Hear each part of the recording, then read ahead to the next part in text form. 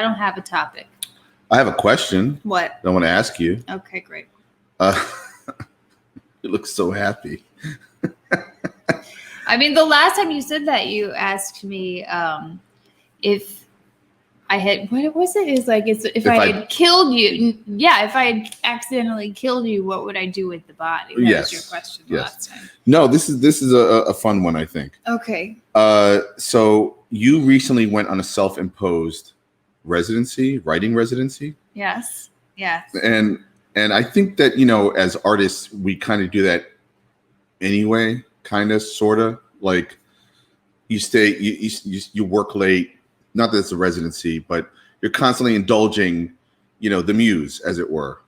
Well, I'm also constantly fighting for time to myself. Absolutely. Which, today, of course, was supposed to be that. And then you walked in the door. You had many hours.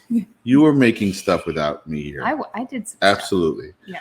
Yeah. But I've been fortunate enough to go to a residency or different residencies a bunch of times.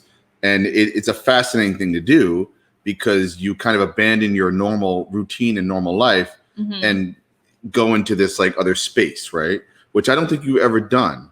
And you did this, what was it, 3 weeks? I don't think I definitely don't think I'd ever done it since I had a kid. So yeah, it was almost 3 weeks. I rented a tiny house in the woods. Can you say where, basically, or what state?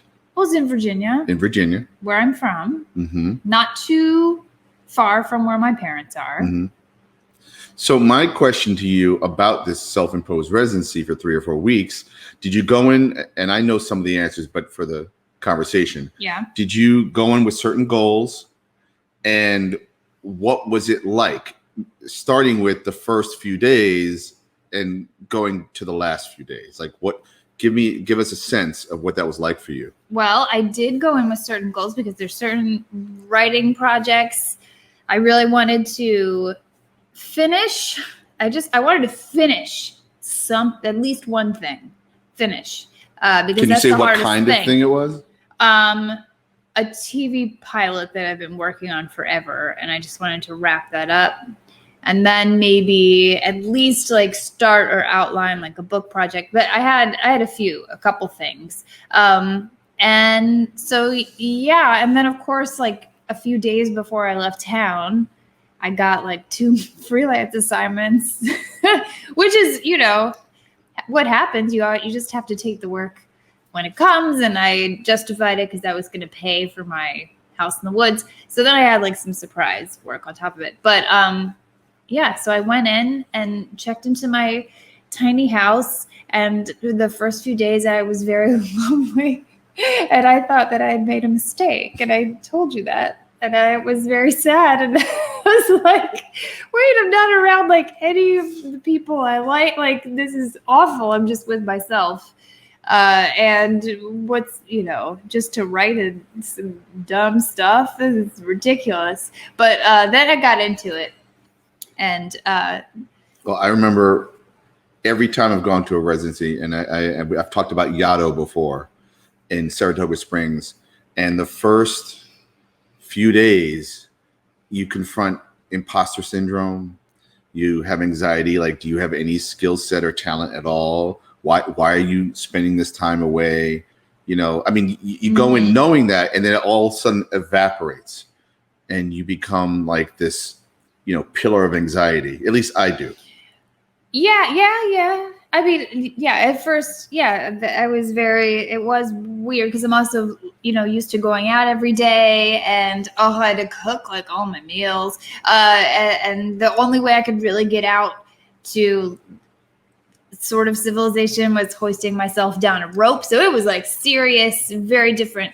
Can you talk a little more about that? Like to get out? Yeah, to get out and get to like there was one little restaurant, and there were like a couple places. I would have to lower myself down like a big hill on a rope. On a rope. That's the most physical activity, like most exercise I've gotten in a really long time. But I got good at it. And it was near a river, right? Yeah, it was very close to the river. So, but eventually, after a few days, I got into a routine, and I would wake up and make my coffee and go to the river or go for a walk. And I went to the same tiny cafe like every day, so they got to know me. And I'm sure they were wondering who is this weird lady who, and they're probably wondering what happened to her from here. She disappeared. She appears for a few weeks, and then boom, I talked to them a little bit. They knew I was coming from out of town, but so I got into a routine, and then I started to feel like, well, I can't waste this time. Like, I only have this set amount of time, and I can't waste it. I'm really gonna hate myself if I leave and I haven't gotten anything done. And I had deadlines, so then I just like got into a mode. And thankfully, there were some good thunderstorms, and there were to keep me inside and force me to work. And there were a few days where it was like, it's dangerously hot, don't leave the house. So like that was kind of like a sign where I had to stay home. But so I did get stuff done eventually. But at first it was I was it took me a while to get used to it. And then it's like, the world's not waiting for my, dumb little thing. But I had to get over it. Oh, and to the point where I wrote a completely new thing that that's the interesting thing. Hadn't set out to do. Yeah, I wrote like a 1-act play that you had no idea that you were going to write. Right. Completely out of the blue. Yeah. What do you think inspired that without giving away what it's about? Well, I think it was just being in a different. I'm trying to remember that thing. What was it? Were you watching? Was it something I read or something I saw where it was like the person who went, was it a podcast? It's a person who went somewhere and just cried when she got there because she realized she just needed to see something different. Oh, I can't remember what that was. You didn't tell me about this. No, it's a woman. Maybe I heard somebody on a podcast. I think that's what it was. And it was like she forced herself to leave. But anyway, but that was the case. I needed to see something different and be in a different environment. And also the play that's what inspired me. That having time and that who was that? Joyce Carol Oates, who says like interruption is the enemy of creativity. Like to not, that was the biggest change for me, to not be, to not be interrupted was shocking. I have not experienced that long of a period in a long time. Well, that's not true because I get interrupted by you often. When you're away, I'll get texts, calls. I was getting interrupted a lot during your self-imposed residency, but I don't see it as an interruption, but I know what you mean. If you're in a creative flow. But I think what happens, and I think it's what you're talking about, and I've experienced this myself, is that you get a certain amount of what feels like extra time, even though it's the same time. There's only 24 hours in a day, but because you're not parenting, you're not doing other responsibilities. Yes. I'm not going from one place to another. I'm not worried about what's for dinner, and I'm not like, removing hair, all that stuff. But it's shocking how much that extra time feels voluminous. Like it feels like a lot more time. And then you're cranking out a lot of stuff, right? All of a sudden. I did, actually. Eventually, I did do a lot. I wrote a lot, and I did a lot of stuff, and I made the best use of my time while also occasionally watching like Family Feud and, reruns of One Day at a Time and stuff. Do you think that inspired some of what you wrote at all? Or just it was a good escape from what you were working on? I just took pleasure in like, I can wake up when I want. I can watch what I want. I don't have to answer to anybody. Nobody's gonna, So that's part of the deal. That's part of. So would you recommend? So you went there with this idea of I'm going to go and write this stuff. Yeah. And then you get there and you're like, oh my God, I've made a dreadful mistake. And then a few days later, you start to create a new routine in a new space. Yeah. You get inspired by the new space, and let's say the restrictions of the space, right? In a way, you're climbing down ropes. There's thunder and lightning. You're trapped in a space. The wasps would get in the house sometimes. Wasps, Yeah. And then not only are you tackling the subjects you wanted to write, you're suddenly writing a brand new thing on top of it. Yes. Yeah. So what would you recommend to someone else that was like, should I do this? Do you have any tips now that you've done it once?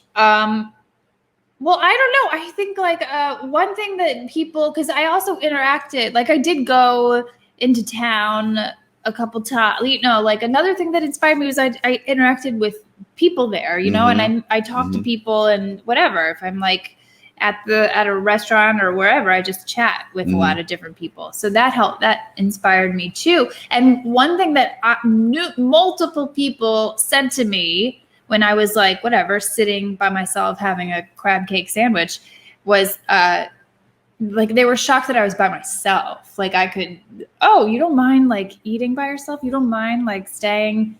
So I think that's one thing is because I think a lot of people, I don't know, for like wouldn't do it. But I would say just to have you're inspired. You're suggesting go ahead and be by yourself. It's going to be okay. You have to figure it out, and that's part of the creative process. I mean, unless it's a collaborative, creation, this is a solo kind of act, right? Yes. Some people are fine being alone. But there are other people who are not. I don't know if you could do it. There are other people who just can't do it. But for me, that's the only way I could do is force myself to have a long extended period of time. I mean, but it's also a luxury. Like the only reason I can do it is like my kid is, old enough to be slightly independent, like I could leave her with grandparents or whatever, so, but yes. And I was lucky to have like almost 3 weeks, but even if I had just had like a long weekend, I think that would be, the alarm's going off. Oh no. We're going to have to cut this short, folks. Okay. But, so the takeaway is you obviously go in with a plan. Yes. But be open to veer. Yeah. And go into the direction that you're being pulled towards. A loose plan. And you know what else I did when I was there? I wrote that 5-page script. Tell these people about what happened, and then we'll wrap it up. Because when you said, well, I mean, how do I tell this story? You told me that a friend of yours who runs like a summer film program for mostly young filmmakers, one of the filmmakers kind of needed some help with the script and asked you if you had anything and gave parameters to what it had to be. Do you want to continue? Real quick. So there were constraints. They needed a script. I wrote something out in like 90 minutes, 2 hours. I sent it off. They liked it, but I was interrupted by you. You told me that. No. And then I told you, oh, guess what I just did? What are you talking about? And I told you. Wait. You talk like I was incessantly calling you. No, I interrupt you too. You call me just as much. But I understood that you were having. Missed me terribly. That's right. But you were also indulging a very sacred time in your life, and I had to respect that. But when we spoke, I told you about what I did. Right. The very next day, you send me a script. Well, yes, because you tell me that. Well, sometimes when you talk like that, I take it as a challenge. But when you said you were doing this, you have this thing, and what the parameters were, I thought, oh, well, this would be like a good writing exercise for me because I was having trouble getting into like a really long project, which is what I had. So I just did it as a little exercise, and then I sent it to you. And actually, just before we finish the rest of that story, so what you're saying though, sometimes when you're working on a longer project, it's actually cool to like get away from it for a day or half a day, write something else, or watch something else, read something else, whatever. But you just took on this other little exercise. Yeah. So you sent it to me. I thought it was great. So I sent it off to the school, the teachers and directors, and they loved it. And they, instead of giving my script, they gave the filmmaker your script, and they made a version, yes, of your script into this film. Yeah. So while you're away on a residency, a few things happened. Yes. You not only completed the goals that you set out. Yeah, I did. You also took on 2 gigs. Yeah. That were freelance gigs that you weren't intending to. Right. You wrote a whole other play you had no idea you were going to write. Right. And you wrote a short film. I did. Oh, okay. In 3 weeks? Yeah. Oh, okay, cool. That's great. I'll talk to you guys later. I got to go write. Okay, bye. Okay. I guess this is it.